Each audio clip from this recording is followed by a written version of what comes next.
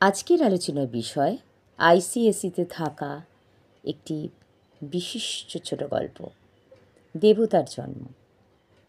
এক্সট্রাক্টটা হচ্ছে যে যতই বিজ্ঞানের দোহাই পারি না কেন, শেষে এই অজ্ঞের সীমান্তে এসে সব ব্যাপারীকে নতমুখে চুপ করে দাঁড়াতে হয়। আলোচ্য অংশটির লেখক কে, মূল গ্রন্থের নাম কি, বক্তা কে, কোন প্রসঙ্গে কথা বলেছেন, বক্তার এমন উক্তির কারণ কি, গল্পকথক কিভাবে এই উক্তির মতন আচরণ করেছিলেন। বক্তার যে দুর্বল চরিত্র বা দুর্বল মন, সেটার পরিচয় তুমি কিভাবে পাও। এক এক করে তাহলে তোমাদের সাহায্যে এগিয়ে আসি।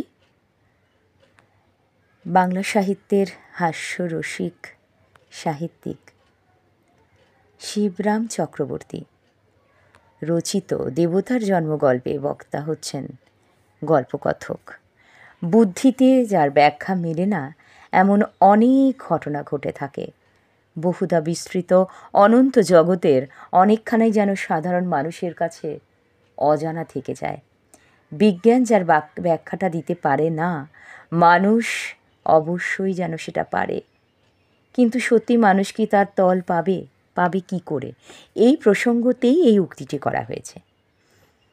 বক্তার এমন উক্তির কারণ হচ্ছে, বক্তা নাস্তিক হয়েও বসন্তের হাত থেকে মুক্তি পাওয়ার জন্য একটু আস্তিক হতে বাধ্য হয়েছিলেন।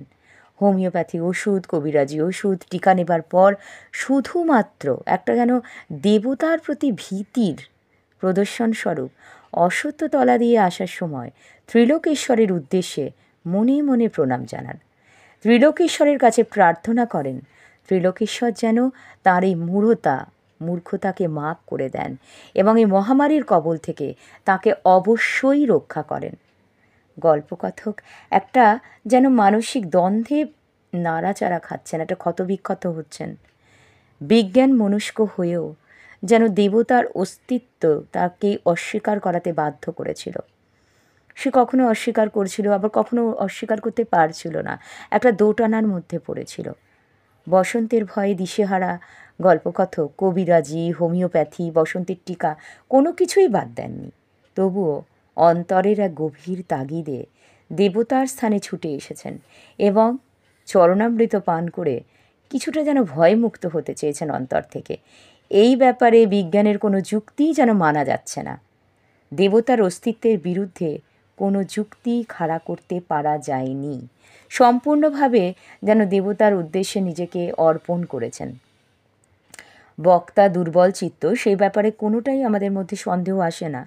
কারণ বসন্তের হাত থেকে রক্ষা পাওয়ার জন্য তিনি হোমিওপ্যাথি ওষুধ খেয়েছেন, তাতেও বিশ্বাস রাখতে না পেরে কবিরাজি ওষুধ, শেষে বসন্তের টিকাটাও নিয়েছেন, তাতেও তিনি আশ্বস্ত হতে পারছেন না, ঠিক বিশ্বাসযোগ্য হচ্ছে না।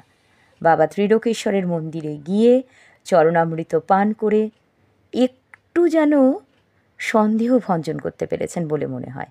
এতে তার যে দুর্বল চিত্ত, দুর্বল মন, তার তো একটু হলেও পরিচয় আমরা পাই এই গল্পটিতে। তাহলে আজকের আলোচনা এ পর্যন্তই। অবশ্যই তোমরা এটা নিয়ে ভাববে, বারবার ছোট গল্পটি অনুশীলন করতে ভুলো না। তাহলে আজকের আলোচনা এই পর্যন্তই থাকলো। ধন্যবাদ সবাইকে।